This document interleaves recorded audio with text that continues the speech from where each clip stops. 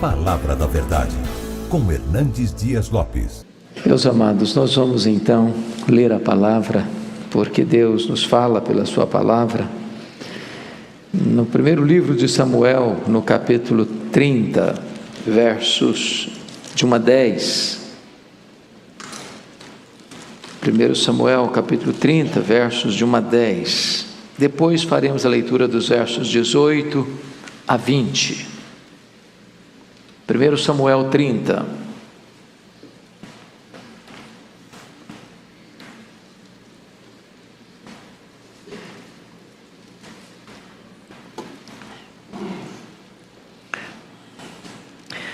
Sucedeu, pois, que chegando Davi e os seus homens ao terceiro dia a Ziclague, já os amalequitas tinham dado com ímpeto contra o sul e Ziclague, e a esta ferido e queimado.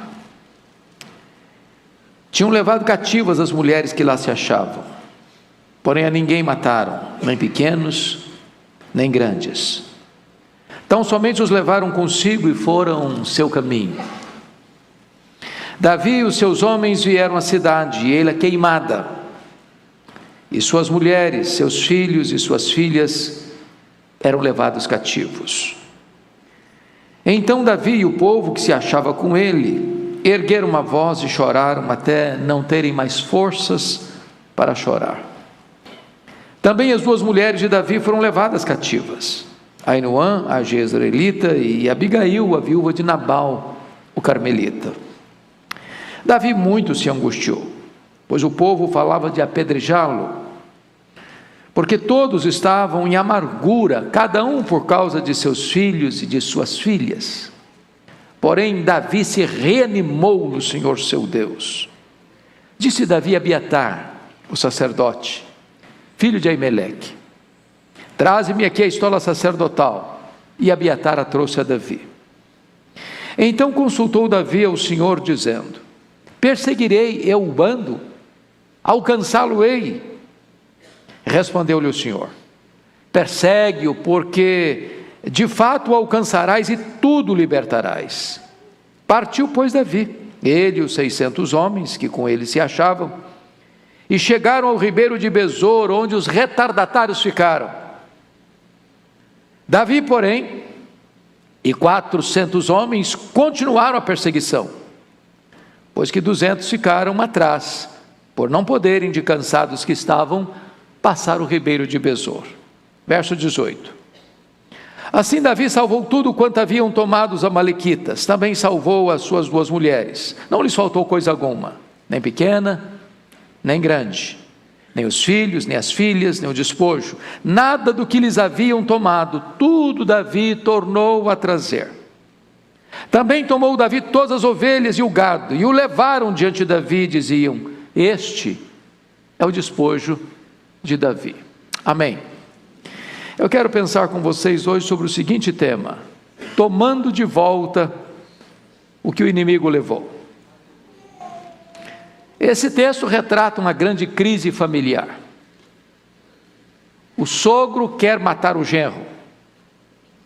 O sogro é Saul, o genro é Davi. O sogro é rei, o genro será o sucessor do rei.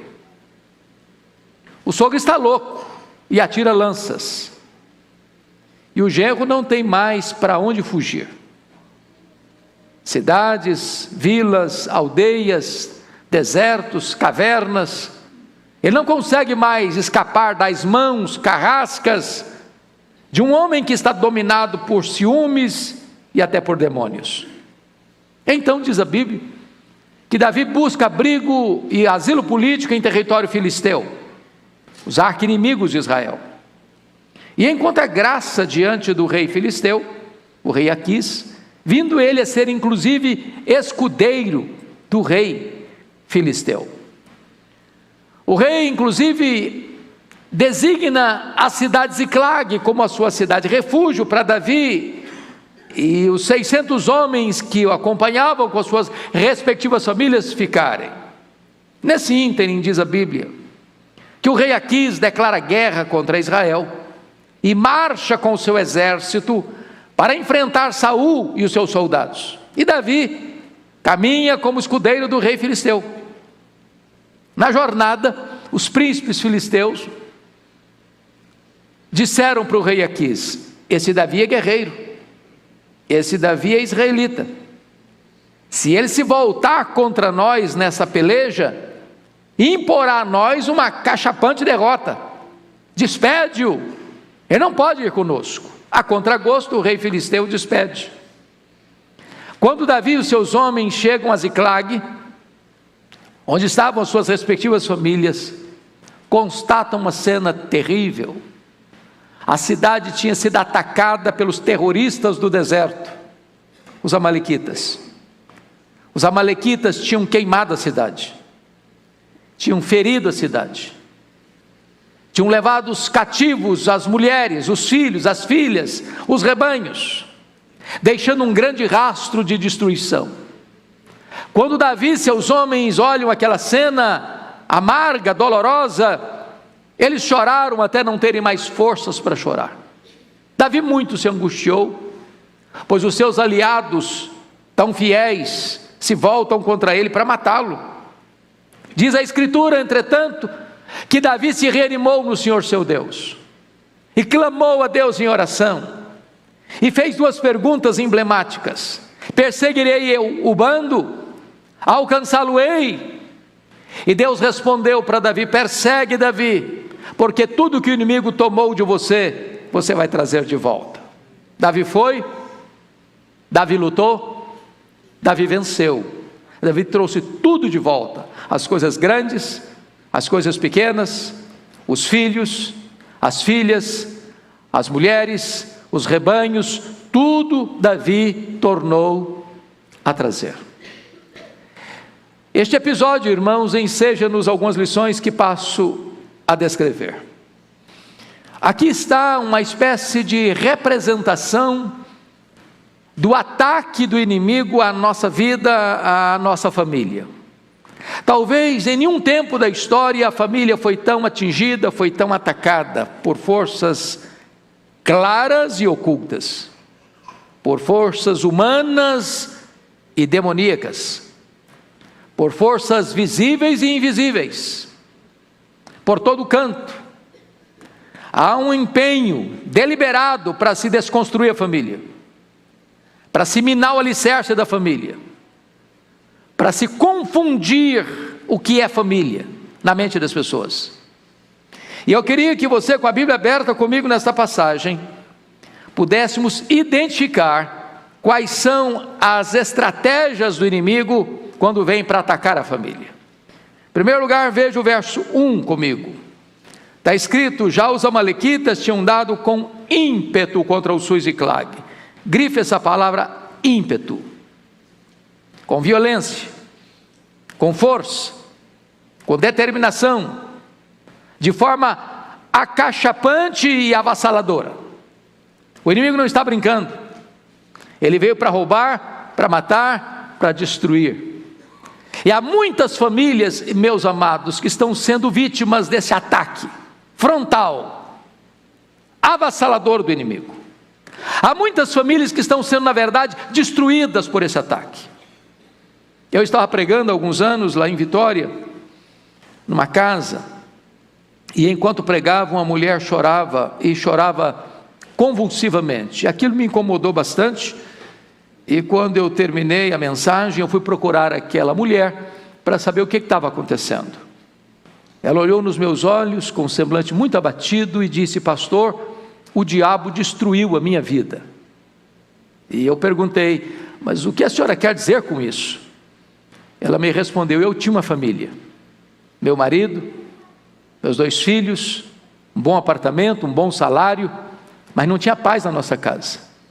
Havia um nevoeiro denso, uma escuridão, como que uma nuvem escura pairando sobre a nossa casa. A nossa casa nunca teve paz. E ela me disse que um dia acordou assustada, com o grito desesperador dos filhos, e ela levanta assustada e não vê o marido do seu lado. Ela correu na direção do quarto, a porta estava trancada. Ela chamou, ninguém atendeu. Ela bateu a porta não se abriu. Ela arrombou a porta e se deparou com um quadro horrível. O seu marido estava apunhalando seus filhos. E quando ela entrou no quarto, o marido enterrou o punhal no seu próprio peito e caiu ensanguentado sobre os corpos dos seus filhos. Ela me disse: pastor, eu levei toda a minha família para o cemitério. O diabo destruiu a minha vida. Quantas famílias que estão sendo esmagadas por esse ataque implacável do inimigo. Mas notem comigo, em segundo lugar, que quando o inimigo vem para atingir, ele tem uma segunda estratégia. O verso 1 diz que feriram e queimaram a cidade. Você queima estruturas e você fere pessoas. Há aqui um prejuízo financeiro, destruído pelo fogo. E aqui um prejuízo emocional, pessoas feridas. E hoje, irmãos, há muitas pessoas feridas, feridas na alma, feridas nas emoções, feridas na honra. Pessoas que foram abusadas lá na infância e nunca conseguiram superar essa dor. Pessoas com autoestima achatada. Pessoas agredidas verbal, emocional, psicológica e até fisicamente. Pessoas que estão sendo amassadas, como que debaixo de um rolo compressor. Pessoas que cantam, mas que carregam a alma machucada e ferida. Eu nunca me esqueço de um congresso que fui pregar, de médicos evangélicos no interior de Minas, e uma enfermeira muito sorridente nos acolhia naquele congresso. Depois da minha primeira palestra, ela me procurou e me fez uma pergunta inusitada. Ela olhou para mim e disse: o senhor está vendo esse sorriso bonito que eu tenho? Eu disse: é claro, é impossível não ver. E ela me disse: pois esse sorriso é uma mentira. É uma mentira. Por trás desse sorriso, eu carrego uma alma doente, enferma, machucada e ferida. Quantas pessoas que sorriem em público, mas quando botam a cabeça no travesseiro, choram. A dor secreta e profunda da alma, porque num dado momento da vida elas foram feridas e machucadas. Eu estava um dia no meu gabinete pastoral, lá em Vitória, e um irmão da igreja muito querido disse assim para mim: pastor Hernandes, eu preciso muito que o senhor visite a minha mãe. O senhor não conhece a minha mãe tem quase 80 anos, eu sou o filho mais velho, e desde que eu me entendo por gente, a minha mãe sempre foi uma mulher depressiva, triste, muito triste. Já levamos para todo tipo de médico, de psicólogo, de psiquiatra, já fez todo tipo de exame que o senhor possa imaginar. Nunca ninguém diagnosticou a causa da tristeza do seu coração. O senhor podia orar por ela? Eu disse: eu vou. E eu chego naquela casa e lá estava aquela senhora de quase 80 anos assentada num sofá, com o seu semblante abatido, com o seu olhar distante. E eu comecei a conversar com ela. E lá pelas tantas, por graça de Deus, ela disse assim para os seus filhos que estavam presentes: eu quero ficar sozinho com o pastor. Quando eu fiquei sozinho com ela, ela olhou nos meus olhos e me disse assim: pastor Hernandes, eu sofro há 60 anos. Há 60 anos. E eu disse: o que houve? Ela me respondeu: eu traí o meu noivo. Ele nunca ficou sabendo. Eu já sou viúva há muitos anos, mas aquele pecado que eu cometi está tão vivo na minha memória nesses 60 anos, como se eu tivesse cometido hoje de manhã. Eu não tenho paz. Eu vivo numa masmorra emocional. Eu vivo num pelourinho sendo açoitada todo dia, pelo chicote da culpa. Eu vivo num tormento. Eu não tenho paz. Eu confesso a vocês que eu chorei naquele dia com aquela mulher, por perceber como o diabo havia ferido aquela mulher durante 60 anos, mantendo-a numa prisão, com algemas invisíveis. E eu falei para ela da graça de Deus, eu falei para ela do sangue do Cordeiro, eu falei para ela do perdão de Deus. E naquela tarde, aquela mulher de quase 80 anos se rendeu aos pés do Salvador. O brilho voltou no seu rosto, a alegria estampou na sua face. Eu tive o privilégio de discipulá-la, de batizá-la e de acompanhá-la quase 10 anos, quando o Senhor então a chamou para a sua glória. Mas estava ferida há 60 anos. Notem comigo, nos versos 2 e 3, que quando o inimigo vem para atacar, o principal alvo dele é a família. Alvin Toffler disse num dos seus livros, e eu penso que com razão, que o maior problema do mundo, hoje, se fosse hoje, eu poderia dizer isso, ele disse algumas coisas do tempo dele, não é a epidemia, ou a pandemia. O maior problema hoje não é a guerra. O maior problema hoje não é o problema econômico. O maior problema hoje não é o problema social. O maior problema é o problema da família. Porque se você desarticula a família, você desarticula a igreja. Se você desarticula a família, você destrói a base da nação. Não tem igreja forte com famílias doentes. Não tem igreja saudável com famílias enfermas. Não tem nação forte com famílias fragilizadas. E se você perceber no verso 2, está escrito, tinham levado cativas as mulheres que lá se achavam. E no verso 3, a parte B diz, as suas mulheres, seus filhos e suas filhas eram levados cativos. Eu pergunto a você, que marido está bem, sabendo que a sua mulher está prisioneira? Que mulher está bem, sabendo que o seu marido está cativo? Que pai e que mãe estão bem, sabendo que seus filhos, suas filhas estão prisioneiros, cativos nas mãos do inimigo?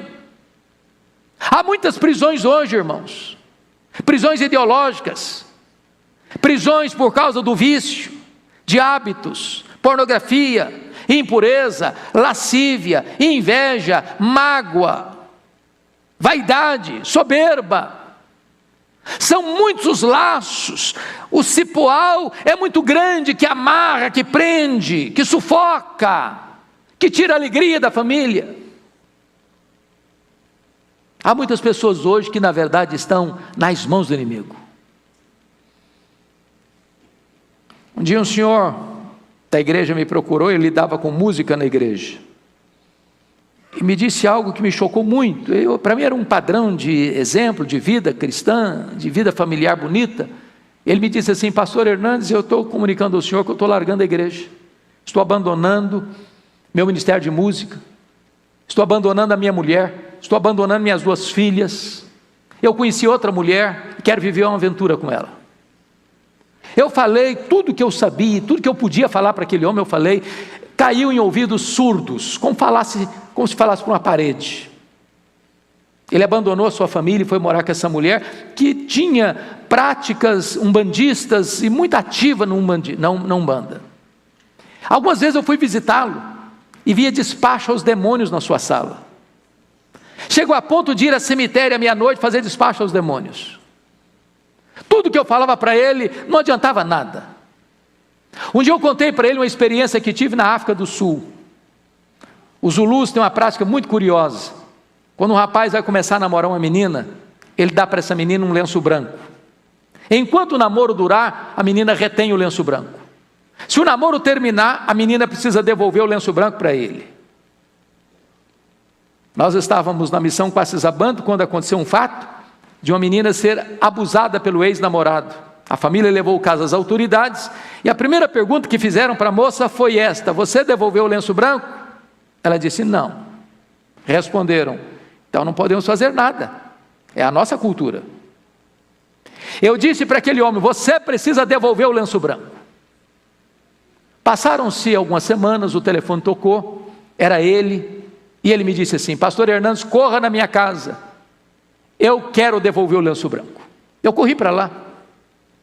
Poucas vezes na vida eu vi uma cena dessa, pastor Ivan. Ele estava sentado na minha frente, e esse homem começa a tremer da cabeça aos pés. Esse homem começa a suar a roupa, a ponto da roupa dele ficar encharcada. E eu sabia o nível da luta, da batalha espiritual que ele estava travando. E eu perguntei: você está pronto para devolver o lenço branco? Ele disse: pastor, eu preciso. Eu disse: então você vai trazer uma caixa, e tudo que tiver de feitiçaria dentro dessa casa, você vai botar dentro dessa caixa. E ele começou a trazer velas, aventais, patuás, correntes, e encheu aquela caixa de toda aquela quinquilharia. Peguei aquela caixa, levei para o quintal, joguei 1 litro de álcool em aqueles objetos, e eu disse: agora nós vamos queimar essas coisas, como um símbolo de rompimento com essas práticas, como aconteceu lá em Éfeso, quando Paulo pregou e os feiticeiros convertidos queimaram os seus livros de magia em praça pública. Ele riscou o palito de fósforo, não pegou fogo. Ele riscou o segundo palito de fósforo, não pegou fogo. E esse homem deu uma gargalhada cavernosa e disse: não vai pegar fogo. E eu respondi para ele: vai pegar fogo em nome de Jesus, porque agora quem vai riscar o palito de fósforo sou eu. Quando eu risquei o palito de fósforo, o fogo pulou naquela caixa, e ele deu um grito desesperador e caiu desacordado aos meus pés. Eu clamei pelo nome de Jesus. O Senhor o trouxe à consciência com o coração quebrantado, arrependido, mas estava prisioneiro nas mãos do inimigo. Mas há uma outra artimanha que o inimigo usa. Veja comigo, por favor, o versículo de número 6. Davi muito se angustiou, pois o povo falava de apedrejá-lo, porque todos estavam em amargura de espírito, cada um por seus filhos e suas filhas. A outra artimanha do inimigo é atacar a família, irmãos. O inimigo chega e provoca o problema, machuca, fere, queima, escraviza. E aí o que ele faz? Joga uns contra os outros. E em vez dos aliados de Davi se unirem a Davi para enfrentar o inimigo, não, eles querem apedrejar Davi. Quantas vezes a família vira um pé de guerra? Marido acusa a mulher acusa o marido, os pais acusam os filhos acusam os pais, os irmãos se acusam e viram a guerra dentro de casa. O seu problema não é a sua mulher, o seu problema não é seu marido, o seu problema não é seu pai, o seu problema não é sua mãe, o seu problema não é sua sogra, não é seu sogro, o seu problema não são seus filhos. A nossa luta não é contra carne e sangue, a nossa luta é contra principados e potestades, contra poderes, dominadores deste mundo tenebroso e forças espirituais do mal. Eu vou dizer uma frase agora e eu preciso que você preste atenção nela. Quando você faz do aliado inimigo, você faz do inimigo aliado. Não faça do seu marido, da sua mulher, do seu pai, da sua mãe, de seus filhos, do seu sogro, de sua sogra, seus inimigos. Entenda quem é o inimigo, entenda a batalha que a família enfrenta, uma batalha espiritual. Mas, finalmente, nesta questão de artimanha do inimigo, confira comigo o versículo 16. E descendo os guiou, e eis que estavam os amalequitas espalhados sobre toda a região, comendo e bebendo, e fazendo festa por todo aquele grande despojo que tomaram da terra dos filisteus e da terra de Judá. Esse texto está nos mostrando que quando o inimigo consegue alcançar alguma vantagem sobre nós, ele celebra, ele festeja. Então a grande pergunta nesta noite é: onde a minha vida ou a minha casa está produzindo festa? No acampamento de Deus ou no arraial do inimigo?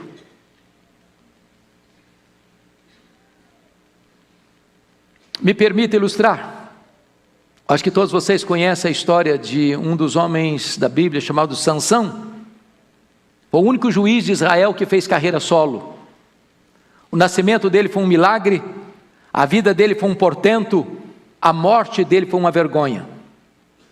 Ele era consagrado desde o ventre, como nazireu, e fazia parte do voto do nazireado, que era consagrado a Deus, não poder tocar em cadáver, não poder beber bebida forte, bebida alcoólica, e não podia também cortar o cabelo. Diz a Bíblia que Sansão, agora jovem, caminhando com seu pai, viu uma moça filisteia e disse para o seu pai assim: eu quero aquela moça para mim. Seu pai disse: não, filho, essa moça é filisteia, é do povo que nos oprime, ela tem outros valores, outros deuses, há muita moça aqui em Israel. E ele respondeu para o pai: eu quero esta, porque só desta eu me agrado. Em outras palavras: papai, não tem papo, não tem conversa. Notinha de rodapé: você que é solteiro, solteira, você que não casou ainda, ou que vai casar, ou tem casamento marcado, ou sonha casar um dia, escute seu pai e sua mãe na área de namoro. Eu não quero nem saber se seu pai é redondo ou quadrado, se é doutor ou analfabeto. Escute seus pais. Eu nunca vi um rapaz, uma moça que, desobedecendo pai e mãe nessa área, tenha sido feliz na vida. Escute seus pais. Diz a Bíblia que o Sansão vai para a casa da moça, e no caminho um leão novo sai em cima dele, e ele era muito forte, pegou o leão e rasgou como se rasga um cabrito. Quando eu li esse texto eu dou risada, porque eu não consigo rasgar um coelho, quanto mais um leão. E no dia do casamento, ele lembrou da cena, está indo com seu pai, eu acho de paletó e gravata, é uma camisa, uma gravata bem bonita, de borboleta inclusive. Lembrou da cena, passou por lá, e tinha na caveira do leão morto um enxame de abelhas. E ele enfia a mão lá dentro, pega um favo de mel e começa a degustar o mel. Ainda dá para o seu pai. Quebrou ali o primeiro voto de nazireado. Ele não podia tocar em cadáver. Ele procurou doçura no que estava podre. Ele procurou prazer no pecado. E diz a Bíblia que ele vai para a festa. E está escrito lá em Juízes que ele deu uma festa de arromba, porque não quis ser diferente dos moços da época. Ele não teve peito para dizer o seguinte: eu sou nazireu, a minha festa é diferente, a minha festa não pode ser como a festa dos outros.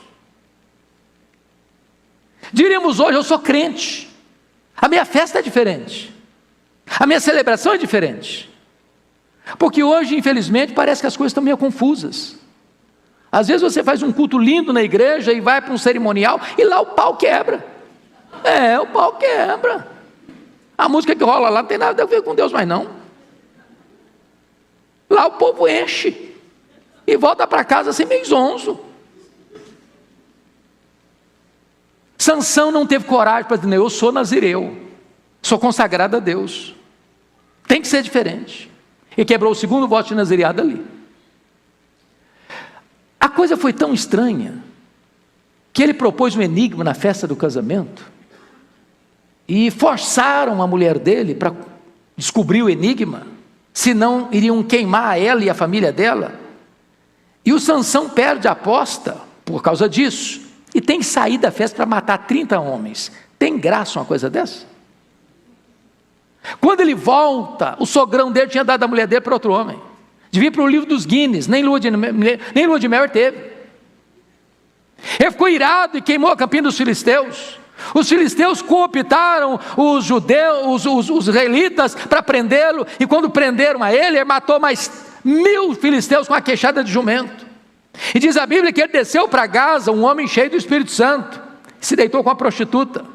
E ele sai de Gaza com os portões da cidade nas costas e com o pecado da cidade no coração, e vai deitar no colo de Dalila e voltar a brincar, voltar a propor enigmas, até que ele abre o coração, revela onde estava a fonte da sua força, que era de Deus, mas representada nos seus cabelos. Rasparam o cabelo dele, o Espírito de Deus se retirou dele, ele ficou fraco, ele foi dominado, ele foi acorrentado.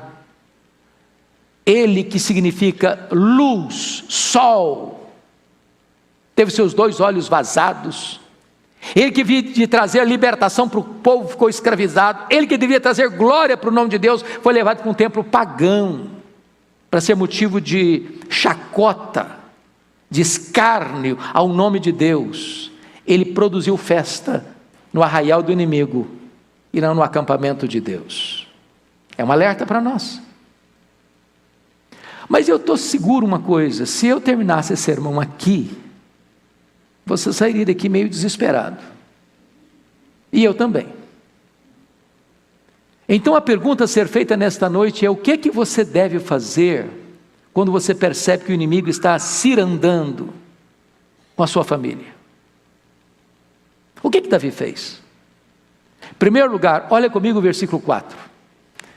Está escrito aí que então Davi e o povo que se achava com ele ergueram uma voz e choraram até não terem mais forças para chorar. Meus irmãos, hoje às vezes nós estamos lutando pela nossa família com o coração seco e com os olhos enxutos. Parece que o povo hoje está chorando diante das séries do Netflix, mas não chora mais pelos dramas da família. Qual foi a última vez que você chorou pela sua família? Pela sua mulher, pelo seu marido, pelo seu filho, pela sua filha? Qual foi a última vez?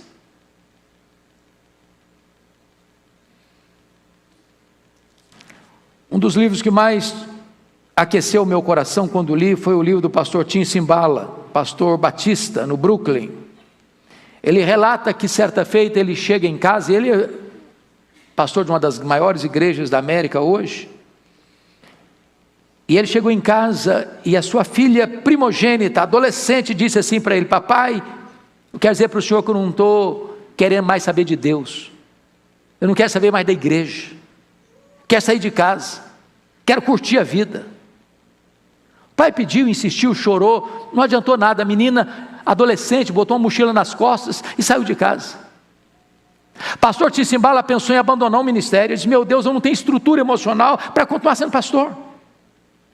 Um dia um colega dele da Flórida ligou para ele e disse: pastor Tim Cymbala, esquece essa menina, não está nem aí com você, toca a sua vida, toca o seu ministério. Mas que pai esquece uma filha? Que pai esquece um filho? Ele disse que certo dia, numa vigília de oração da igreja, levanta-se uma irmã e diz: pastor Tim Cymbala, a nossa igreja nunca levantou um clamor em favor da sua filha, a nossa igreja nunca chorou pela sua filha. E ele disse que naquela noite, naquela vigília, os crentes deram as mãos, fizeram um grande círculo ao redor dos bancos, e aquele templo se transformou numa sala de parto, de gemidos, de soluços, de lágrimas. Quando ele chegou em casa de madrugada, ele disse para sua esposa: querida, eu não tenho dúvidas de que Deus libertou a nossa filha nessa madrugada. 2 dias depois, bem de manhã, a campainha toca, a mãe vai à porta, é a sua filha em lágrimas. Ela entrou correndo para dentro de casa, abraçou o seu pai e disse: papai, me conte por favor, o que aconteceu há 2 dias de madrugada. Eu estava em casa e fui tomada de convicção de pecado, parece que escamas caíram dos meus olhos. Eu quero dizer para o senhor que eu estou de volta para Deus, eu estou de volta para minha família, eu estou de volta para a nossa igreja. Deus libertou a minha vida. Eu quero encorajar você, pai, você, mãe, a não desistir de seus filhos. Você não gerou filhos para a morte, você não gerou filhos para o cativeiro. Seus filhos são herança de Deus, seus filhos são promessa de Deus para você. Então não abra mão de seus filhos, não desista de seus filhos, lute por eles, não os deixe nas mãos do inimigo. Mas veja em segundo lugar, irmãos, no versículo 6, o que Davi fez.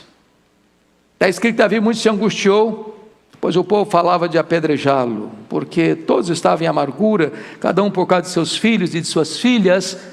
Porém Davi se reanimou no Senhor seu Deus.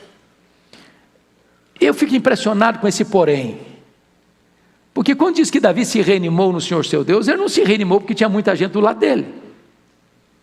Pense você, um pastor de uma igreja de 600 membros, e de repente não tem nenhum membro do lado do pastor. Aliás, todos os 600 membros querem matar o pastor. Eu acho que fosse eu, pastor Ival, eu acho que eu teria desidratado. Ele não se reanimou porque o inimigo era fraco. Ele não se reanimou porque tinha uma estratégia.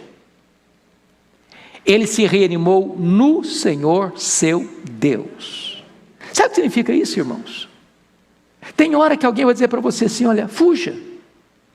Acaba com o seu casamento, esquece seus filhos, você já lutou tanto por eles, já fez tanto por eles, esquece, joga a toalha. Se você se reanimar no Senhor, seu Deus, a causa perdida pode ser ganha. O problema insolúvel tem solução. O casamento que parece que está doente demais, não tem mais jeito, tem jeito. O filho que você acha que é motivo das suas lágrimas, vai ser motivo das suas alegrias. Então, reanime-se no Senhor, seu Deus. Deus é poderoso para virar a mesa e reverter esse placar do jogo na sua história. A terceira coisa que me impressiona aqui de Davi, está nos versículos 7 e 8. Você percebe que quando Davi se reanima, ele não se reanima com bravatas, não é discussão, não é argumento, porque às vezes a gente quer ganhar determinadas batalhas dentro de casa com argumentos, ou com bravatas, ou com ameaças, ou com chantagens, ou até mesmo em pugnas legais, nos tribunais. Há determinados nós na nossa casa, meus irmãos, que só vão ser desatados com oração. Não adianta usar armas carnais, temos que usar armas espirituais poderosas em Deus para destruir fortalezas e anular sofismas. E é curioso que a pergunta do Davi, a oração do Davi é uma das mais curtas da Bíblia. É uma oração que consiste em apenas 2 perguntas. Se fosse hoje nós diríamos: oh Deus, perseguirei eu o bando, alcançá-lo-ei, em nome de Jesus, amém. Só isso. Mas traduzindo a oração dele, sabe o que ele está orando? Sabe o que ele está pedindo? Deus, eu estou levando de goleada do inimigo. Eu vou aceitar passivamente a decretação da derrota ou eu vou reagir? E Deus responde para Davi: reage, Davi, reage, porque tudo que o inimigo tomou de você, você vai trazer de volta. Eu quero encorajar você, meu amado irmão, a lutar pela sua família, a orar pela sua família, a jejuar pela sua família, a chorar pela sua família, mas não desistir. Lute. E note o que Deus está prometendo a você. O que Deus está prometendo a você é vitória e não ausência de luta. O que Deus está prometendo para você é chegada certa e não caminhada fácil. É por isso que a Bíblia diz que 200 ficaram para trás de cansados que estavam. Mas se você tem a promessa, você não vai recuar, você não vai desistir, você vai avançar e você não vai aceitar nada menos do que a vitória completa na sua vida e na sua família. A Bíblia diz que Davi foi, que Davi lutou, que Davi venceu, que Davi tomou de volta os filhos, as filhas, as mulheres, as coisas grandes, as coisas pequenas, os rebanhos. Não ficou nada nas mãos do inimigo, tudo Davi tornou a trazer de volta. A pergunta que eu faço a você nesta noite é esta: o que é que você já teve na sua vida, no seu casamento, na sua casa, que foi tomado de você? A alegria? O diálogo, o afeto, o romantismo, o abraço, a reunião ao redor da mesa, bom bate-papo, as boas gargalhadas, a leitura da Bíblia, a oração, o culto doméstico. O que é que você hoje precisa tomar de volta? Eu queria encerrar esta mensagem remetendo vocês ao livro de Êxodo, porque penso que a exposição que o pastor Ival está fazendo de Êxodo agora representa, à luz da Bíblia, talvez o livro de maior nível de batalha espiritual da Bíblia. Faraó é um símbolo do diabo, o Egito é um símbolo do mundo, a escravidão é um símbolo do pecado, o Êxodo é um símbolo da redenção. Mas quando Israel estava para sair do Egito, Faraó tentou reter o povo lá usando 4 artifícios. O primeiro deles está lá no capítulo 8, versículo 25. Vocês querem sair? Não precisa. Querem adorar a Deus? Tudo bem, adorem a Deus no Egito mesmo. Você quer ser crente? Você quer ser presbiteriano? Você quer vir para a Igreja de Pinheiros? Tudo bem, mas não precisa mudar de vida. Continua vivendo a sua vidinha do mesmo jeito. Isso é proposta do diabo. Egito é lugar de escravidão. Deus está nos chamando para sermos livres. Deus está nos chamando para sermos totalmente dele. Então Moisés disse: não, Faraó, nós estamos indo embora, aqui é terra de escravidão, não vamos ficar aqui não.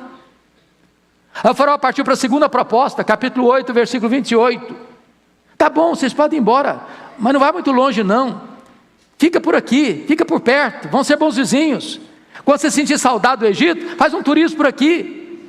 Sabe o que o faraó está propondo? Olha, não vá com muita sede ao pote não. Vá devagar, seja tão radical. Vamos dividir esse negócio meio a meio. Um pé lá, outro cá. É a ideia de que você pode ser crente e ser mundano ao mesmo tempo. Você pode vir para o culto e para a balada ao mesmo tempo. Você pode ser crente e viver como uma pessoa que nunca conheceu a Deus do mesmo jeito. Moisés disse, não, nós não vamos ficar nas cercanias, não, nós vamos embora, é para Canaã que nós estamos indo, e nós estamos indo para a terra prometida, não é aqui não. Aí o faraó partiu para a terceira proposta, está lá no capítulo 10, versos 10 e 11, tá bom, vocês de cabecinha branca podem ir embora, os filhos ficam, a juventude fica, vocês servem a Deus, os filhos de vocês servem ao Egito. Tem muita gente hoje, irmãos, enganada com essa sutileza, achando que jovem tem que curtir o mundo, tem que experimentar o mundo, tem que viver o mundo. Eu quero dizer para você que o lugar de jovem curtir a vida é na casa de Deus, é na presença de Deus, é na presença de Deus que tem plenitude e alegria.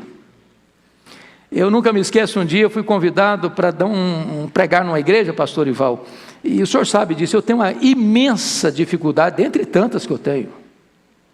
Se você me convidar para pregar e me der um tema, eu fico perdido. Eu não sei lidar com tema. Então, me convidaram para falar, era num grupo de jovens, era um trabalho da juventude, me deram um tema, santidade. E eu cheguei lá e preguei. Achei até que tinha sido bem no meu sermão, sabe? Quando eu terminei de pregar, um grupo de jovens me toma pelo braço, me leva numa sala, trancaram a porta. E o líder do jovem botou o dedo no meu nariz e disse, o senhor é um homem retrógrado, o senhor é um quadrado, o senhor está pensando o quê? Nós somos jovens universitários. Qual o problema de ir na balada? Qual o problema da gente tomar nossa cervejinha no sábado à tarde? De ir para a boate? Ué, a juventude passa. Domingo nós estamos na igreja, estão engajados. E eu quase apanhei daqueles moços.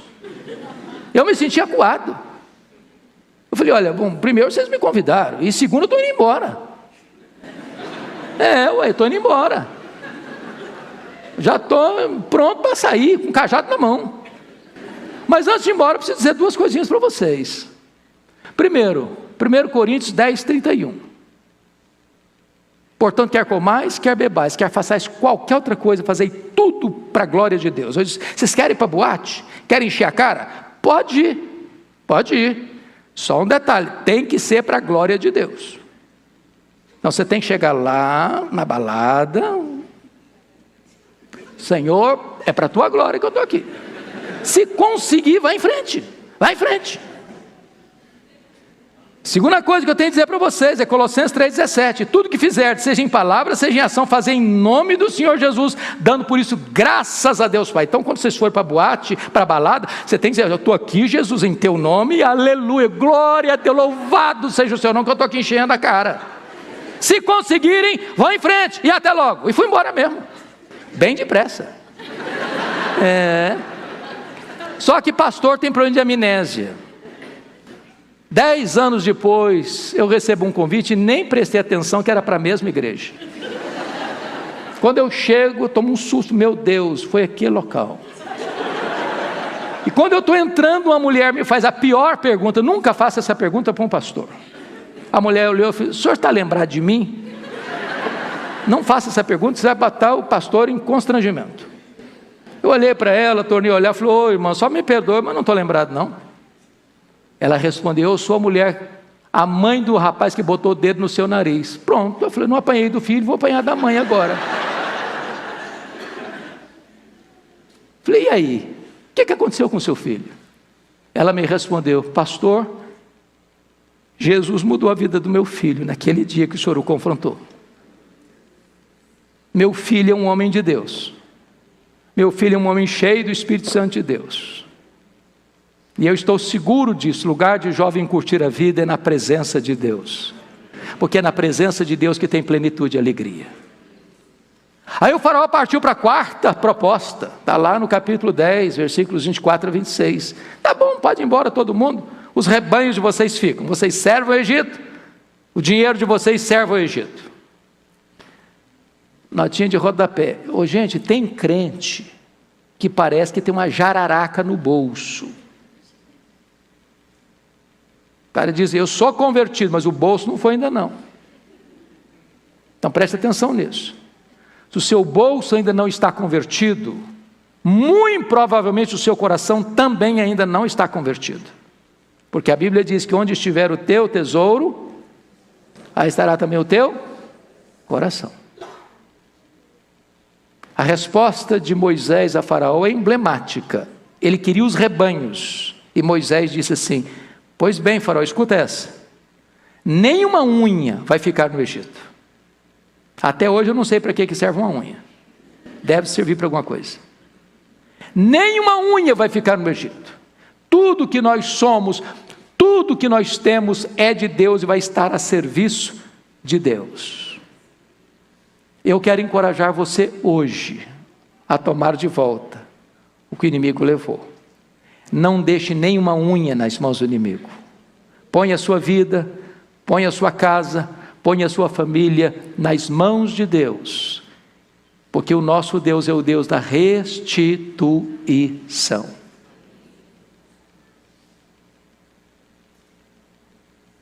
Eu quero orar por você hoje. Quero orar pela sua família hoje. Tem alguém precisando de uma intervenção de Deus na sua casa hoje? Eu sei que nós não temos espaço. Mas se você hoje precisa de uma intervenção de Deus na sua casa, na sua vida, na sua família, no seu casamento, nos seus filhos, você quer um milagre de Deus hoje na sua casa, um fato que você diz, eu preciso de um milagre na minha casa. Eu queria que onde você estiver, você se colocasse em pé e nós vamos orar.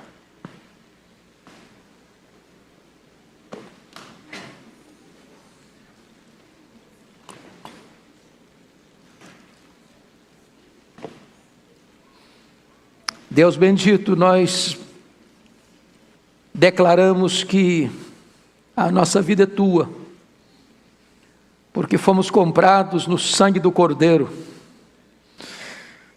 Mas às vezes, Senhor, por descuido nosso, estamos envolvidos noutras batalhas, como Davi estava, e não estava protegendo a sua família. O inimigo chega e faz um estrago.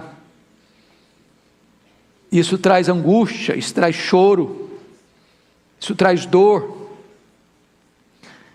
Mas Deus, nós estamos aqui para te pedir misericórdia, socorro. Nós estamos aqui para dizer que nós não podemos aceitar passivamente a decretação da derrota na nossa casa, na nossa família. Nós estamos aqui para dizer que o inimigo não pode vencer essa batalha na nossa casa, porque nós somos teus, nossos filhos são teus.